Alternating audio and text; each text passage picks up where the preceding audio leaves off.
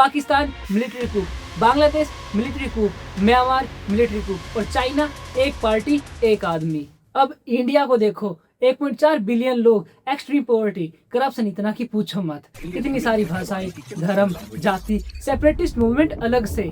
लेकिन फिर भी इंडिया को आजाद हुए 75 सालों से ज्यादा हो गए हैं, अभी तक डेमोक्रेसी पे कोई मेजर खतरा नहीं आया, सिवाय एक छोटे से टाइम पीरियड को छोड़कर। चलिए सबसे पहले हम समझते हैं कि डिक्टेटरशिप आखिर होती क्या है।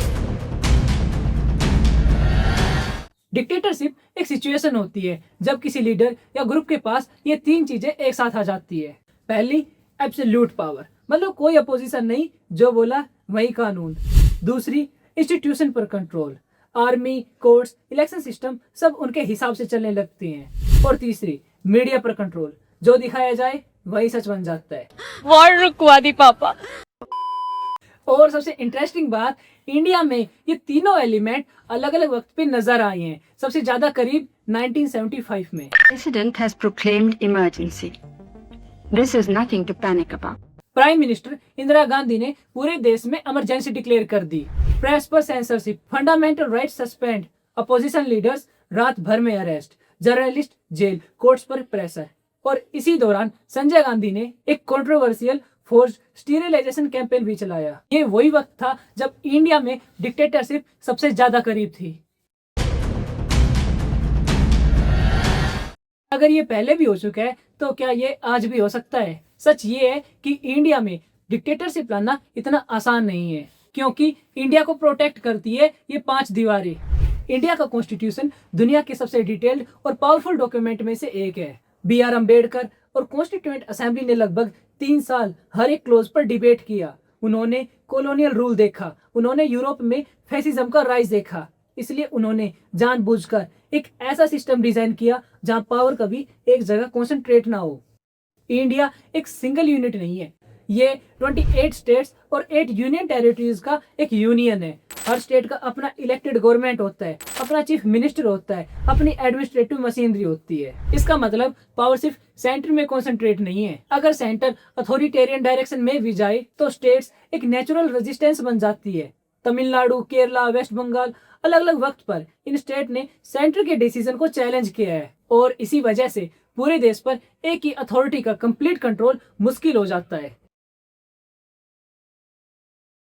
इंडिया में हजारों न्यूज़पेपर, 24/7 डिबेट, इसी के साथ activists, lawyers, NGOs, academics system से सवाल पूछते रहते हैं। कुछ भी गलत होता है तो आवाजें उठती हैं, कभी कोर्ट में, कभी स्ट्रीट्स पर, कभी मीडिया में। अथॉरिटेरियन सिस्टम को कंप्लीट साइलेंस चाहिए, और इंडिया में कंप्लीट साइलेंस करना काफी मुश्किल है। इंडिया का इलेक्शन कमीशन एक कॉन्स्टिट्यूशनली प्रोटेक्टेड इंस्टीट्यूशन है। इसके टॉप ऑफिशियल्स को आसानी से हटाया नहीं जा सकता, और हिस्ट्री में इसने अपनी इंडिपेंडेंस बखूबी दिखाई है। इंडिया में इलेक्शन सिर्फ एक प्रोसेस नहीं है, एक करेक्शन मैकेनिज्म है। अगर पावर मिसयूज होती है तो इलेक्शंस उसे रीसेट कर सकते हैं, और जब तक ये सिस्टम काम करता रहेगा, डेमोक्रेसी को कैप्चर करना मुश्किल रहेगा। इंडिया की जुडिशरी, स्पेशली सुप्रीम कोर्ट, एक ऐसा इंस्टीट्यूशन है जो गवर्नमेंट के डिसीजन को चैलेंज कर सकता है। कई बार, चाहे कोई भी पावर में हो, कोर्ट्स ने गवर्नमेंट के खिलाफ रूलिंग दी है, अनकॉन्स्टिट्यूशनल लॉ स्ट्राइक डाउन किए हैं, सिविल लिबर्टीज को अपहोल्ड किया है, और कॉन्स्टिट्यूशन के प्रिंसिपल्स को प्रोटेक्ट किया है। अगर आपको याद हो तो वीडियो की स्टार्टिंग मैंने आर्मी कूप से की थी, क्योंकि मुझे पता है आपके भी मन में ये सवाल तो जरूर आता होगा। पाकिस्तान में भी कॉन्स्टिट्यूशन था, बांग्लादेश में भी कोर्ट्स थे, म्यांमार में भी, फिर भी आर्मी ने आके पावर ले ली। इंडिया में आर्मी ने कभी ऐसा क्यों नहीं किया? ये इंडिया की हिस्ट्री में सबसे अंडररेटेड स्टोरी है जो आप अभी सुनने वाले हो। 1947 से ही नेहरू आर्मी को पॉलिटिक्स से दूर रखना चाहते थे, इसलिए उन्होंने सिस्टम ऐसे बनाया जहां आर्मी हमेशा सिविलियन कंट्रोल में रहे। डिफेंस मिनिस्टर पार्लियामेंट को जवाब देता है और आर्मी उसके अंडर काम करती है।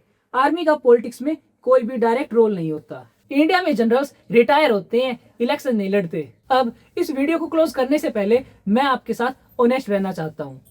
21st सेंचुरी में डेमोक्रेसी को खतरा किसी जनरल से नहीं आता जो पार्लियामेंट में मार्च करे, वो आता है बहुत ही नाजुक तरीके से। पॉलिटिकल साइंटिस्ट इसे डेमोक्रेटिक बैकस्लाइडिंग कहते हैं। इंस्टीट्यूशंस डिस्ट्रॉय नहीं किए जाते, वीक किए जाते हैं। कोर्ट्स एबोलिश नहीं होते, उनमें अपने वफादार लोग बैठाए जाते हैं, मीडिया बैन नहीं होती, खरीद ली जाती है, इलेक्शन कैंसिल नहीं होते, वो मैनिपुलेट किए जाते हैं। इसी के साथ ये वीडियो एंड होती है। अगर आपको ये वीडियो अच्छी लगी, लाइक करो, शेयर करो और सब्सक्राइब करना मत भूलना।